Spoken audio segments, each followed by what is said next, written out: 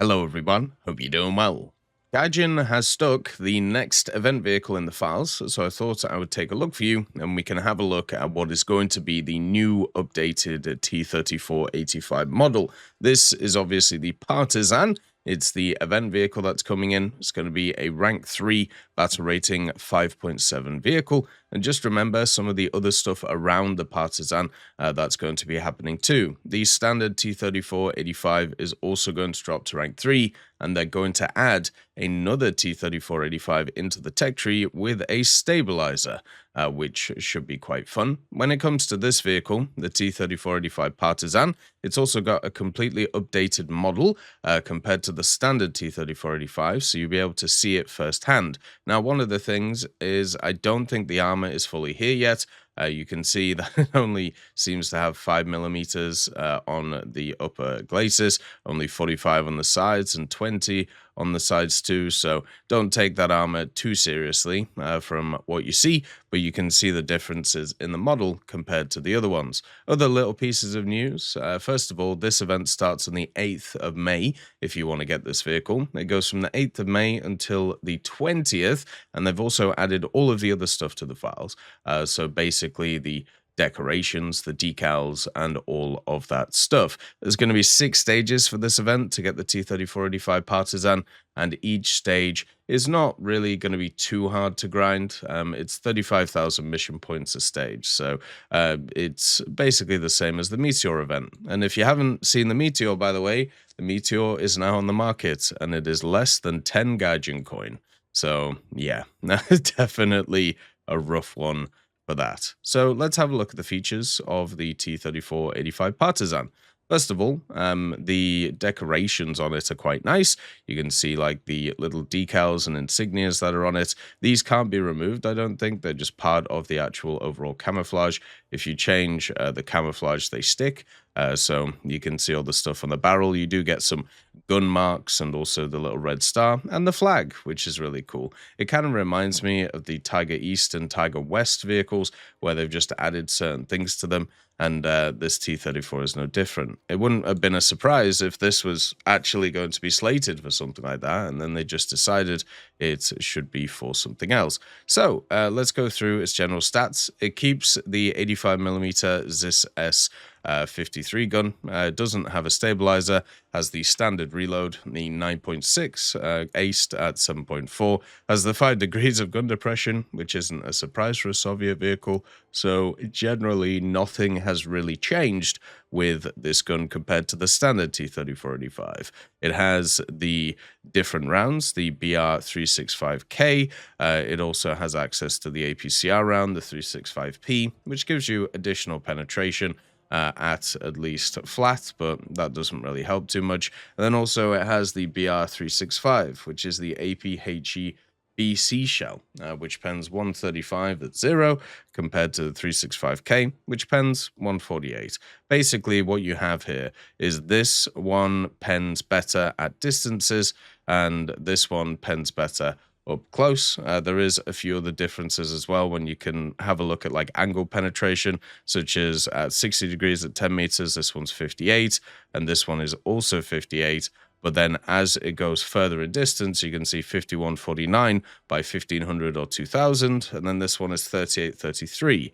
So if you want kind of more penetration along the range, you take this one, and if you actually want more kind of penetration up close, you take this one. So it's one of those which it really depends on how you're seeing it. For me personally, I generally use the APHE BC over the standard APHE, but yeah, it's really kind of up to you and how you play the game. There isn't really anything else when it comes to its modifications. You have the artillery support, you don't have any smokes, you don't have the barrels on the back or anything like that. Even though on the model you do have some, these ones seem to just be kind of like fuel tanks, so they're not the actual smoke grenades that you would see. Another thing to also mention is all of the other T-34-85s will get upgraded to the standard, and one of the things to know is you have like all of these individual fuel tanks and also stuff like this radio station here, the horizontal, the vertical, but there doesn't seem to be any like hugely updated things. You can see the engine is back here too, with the transmission and then also the radiator in the middle of it, which is an interesting setup. But the transmission means that you can go forward at a pretty good click. You can also go backwards at a pretty good click, which is one of the nice things about the T-34. There's a lot of other vehicles around this BR which really don't do very well when it comes to reverse, but 8 kilometers an hour is pretty good, especially compared to stuff like Panthers, which, you know, obviously you'll face quite a lot. So protection analysis wise, I kind of just wanted to show you what it looks like compared to some of its competitors. So at 5.7, you have actually some pretty good guns. You know, you have the 75mm from the Germans. You also have the 88, which is there too. So that can be a little bit of a pain. So we'll just get the 75 and just kind of show you what it looks like right now on the good old protection map. So yeah, not great, I think is probably the way to put it. You do have variable thick armor on the turret, but generally everything will go through. If you want to have a look at the US as well, you could have a look at the kind of 76mm that is here, which is kind of the standard one with the M62 or the M79 or the M93. We'll do the M62, why not? So this is the protection map of that. And yeah, so I don't think the armor is fully here yet. On the upper glacis, it says it's equivalent to 5mm. The front of the turret might be it, but yeah, we'll have to see what goes on with the vehicle, because at least at the moment, even though it has like the updated model, it's not going to keep this 5mm of armor. So don't be surprised if that changes. I think the turret might be at least a little bit better modeled than the kind of lower area right now. I think this is probably right, like the 75mm of this, and then you have all the different pieces of the breech, and then also the variable thick armor of the turret. But generally, I think everything else is probably a little bit lighter than it should be on the vehicle.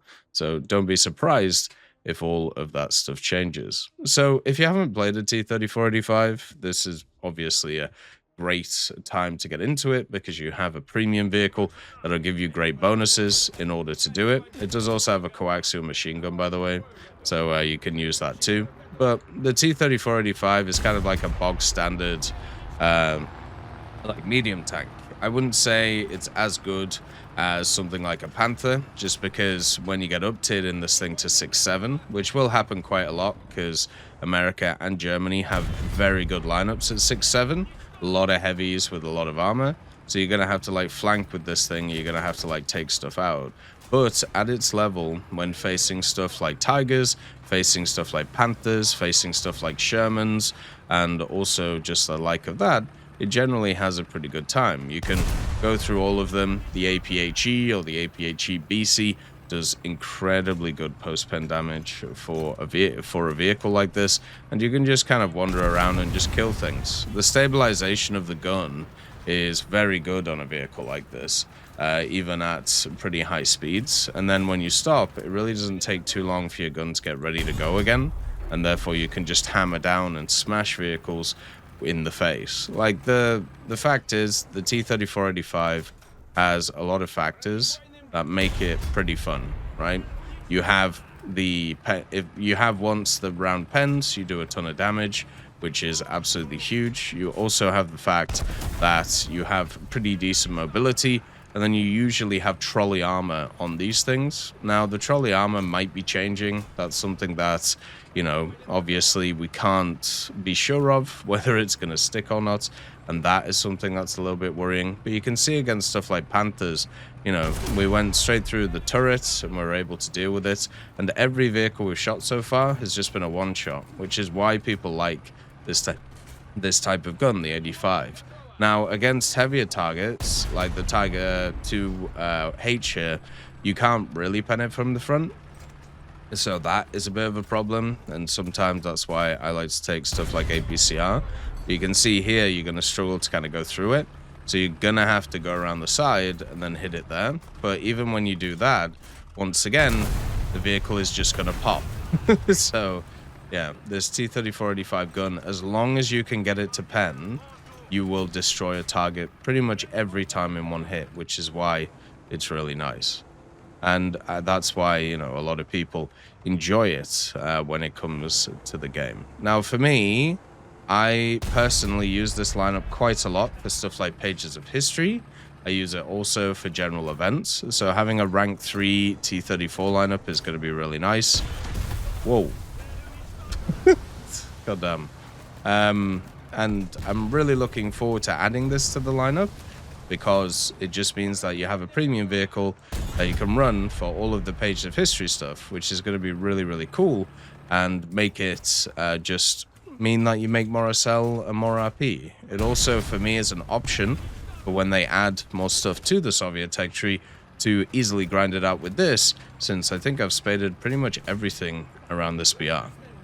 The only negative, really, of this vehicle is the penetration of the gun isn't as good as it could be. Would be nice if it was a little bit better, but, you know, that's literally it. And that's, you know, a wrap for this thing. It's a bog standard vehicle, but you'll have a great time in it, and it looks nice with the additions that they've added. As always, I hope you have a wonderful day, and I'll see you next time. I'd just like to thank GMG Smiley, CD Beans, Chieftain Mike, EMN3 Galaxy, Tulio Pontecorvo, Brendan Quinn, Carrion Crow, Gus Irenicus, Pyman, Wartinder, Teddy, Daniel Stanton, Martinez, B. Young, Ozzy Panzer, Alan Hacker, Liam Shear, Opium Prime, Lafouche, Sem, Aslan, Uncle Bean, and Derek R. for supporting the channel.